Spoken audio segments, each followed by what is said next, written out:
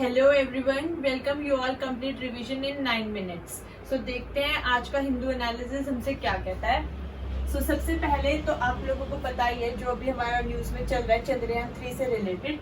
सो उसी से रिलेटेड हमारा हिंदू में आर्टिकल था कि चंद्रयान जो 3 है उसमें हमारे 3 चीजें थी। प्रोपल्शन मॉड्यूल है, रोवर है, लैंडर है। ठीक है, तो जो रोवर है दैट इज हमारा Pragyan and the lander is named Vikram. So जो हमारा प्रज्ञान अब तक बोल रहे थे कि वो कब हमारे लैंडर से बाहर निकलेगा, तो वो निकल चुका है बाहर। ठीक है, और वो क्या करेगा, केमिकल एनालिसिस करेगा मून के सरफेस पे।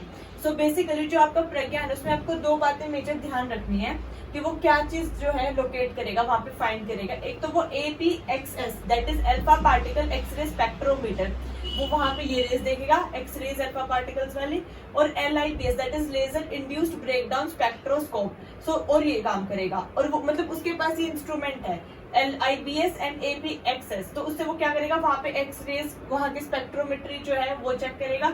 और जो है LIBS जो है उससे वो मैग्नीशियम वहां पे प्रेजेंट है या नहीं है उसके सरफेस पर, सोइल कैसा है, ठीक है, रॉक एनालिसिस कैसी है, सोइल सरफेस एनालिसिस कैसा है, ये करेगा। सो हमें APXS एंड LIBS जो है ध्यान रखना है, ये हमारा प्रज्ञान जो रोवर है वो करेगा। जो इसरो है हमारा और जो इंडिया है उसका जो एम्बलम है वो इसके प्रज्ञान रोवर का जो लास्ट वाला व्हील है उसके पीछे एम्बेडेड है। तो जैसे ही वो आगे चलेगा तो साथ में वो छाप छोड़ता जाएगा। देन जो ये 14 डेज के लाइफ स्पैन में काम करेगा, क्योंकि जो सोलर पावर से ये अपनी एनर्जी जनरेट करेगा। ठीक है, जैसे कि मैं आपको पहले भी बता रही थी, अगर मान लो ये हमारा इसके ऊपर पैनल लगा हुआ है तो सन की रेज आएंगी, उसी से ये अपनी एनर्जी जनरेट करेगा अप्रोक्सीमेट 50 वॉट। तो वो 14 डेज के लिए होगा। उसके बाद 14 डेज के लिए वहां पर बहुत ही ज्यादा ठंड होगी, सोलर एनर्जी जो है, सोलर रेज वहां तक नहीं पहुंच पाएंगी, तो हमारे जो इंस्ट्रूमेंट्स है वो भी काम नहीं कर पाएंगे ऑप्टिमम लेवल पर। नाउ सेकेंड हमारा है, आपको पता है ब्रिक्स की अभी मीटिंग चल रही है साउथ अफ्रीका में। सो 6 कंट्रीज ने और ज्वाइन कर लिया है ब्रिक्स को। कौन कौन सी वो 6 कंट्रीज है, that is Egypt, Iran, Ethiopia, Saudi Arabia, Argentina and UAE। सो मैं आपको इसकी ट्रिक बता देती हूँ लर्न करने की। तो पहले हमारी 5 थी, Brazil, Russia, India, China, south Africa. अब इसमें 6 और ऐड हो गए तो टोटल 11 हो गई हमारे पास। तो पहले तो ब्रिक्स की तो आपको याद ही होगी, लेकिन जो साथ में ये 6 है इसकी फुल फॉर्म है CUAI। आई मीन इसकी ट्रिक है CUAI।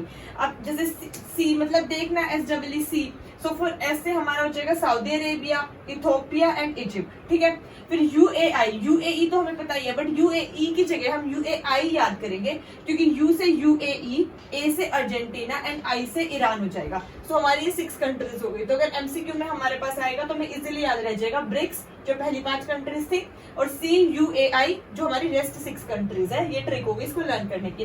रेस्ट आपको बताइए कि साउथ अफ्रीका ने इसको जो है बाद में ज्वाइन किया था 2010 में। 2009 में हमने इसकी फॉर्मेशन की थी, कहाँ हुआ था, रशिया में फॉर्म हुआ था। ये फैक्चुअल पॉइंट्स आपको मैं साथ साथ रिवाइज करा देती हूँ। देन इसके साथ ही हमें एक और बॉडी के बारे में जान लेना चाहिए, that is UNSC।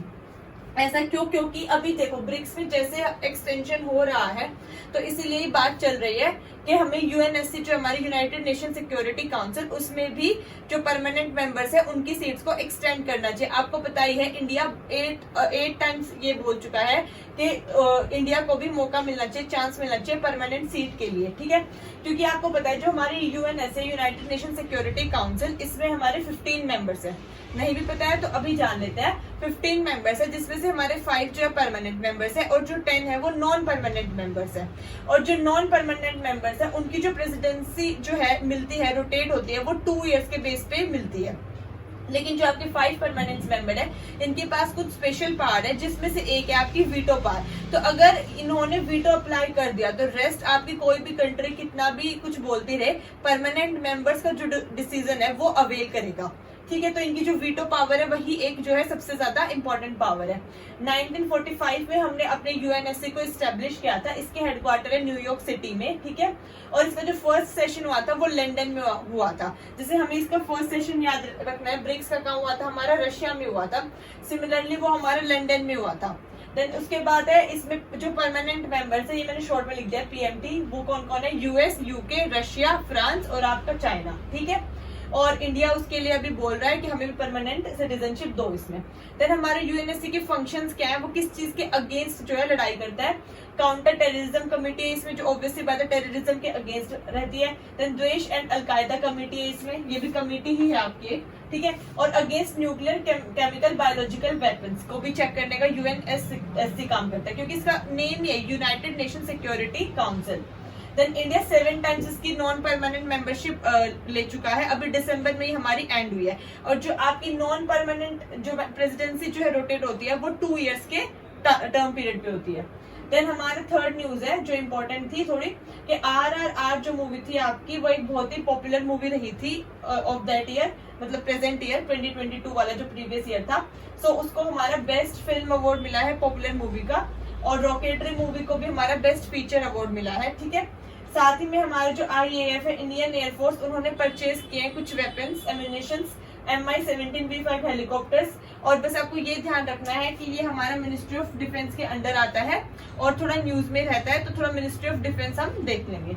Fukushima reactor of Japan है, उसका क्लैश चल रहा है। सो मैं आपको उसका क्लैश की जो है बैक न्यूज है वो बता देती हूँ कि उनके पास प्रीवियस ईयर में फ्लड आई थी, तो उसमें हमारा फुकुशिमा रिएक्टर जो एक न्यूक्लियर रिएक्टर है, तो उसमें हमारे न्यूक्लियर जो मटेरियल है, सब्सटेंसेस है, वो प्रेजेंट है। तो फ्लड का जो पानी है, अर्थक्वेक की वजह से फ्लड आई थी अराउंड 9 हेक्टेयर स्केल, ठीक है। तो उसका फ्लड का जो पानी है वो उस रिएक्टर में चला गया, जिसकी वजह से जो न्यूक्लियर सब्सटेंस था और जो पानी था वो पूरा मिक्स हो गया।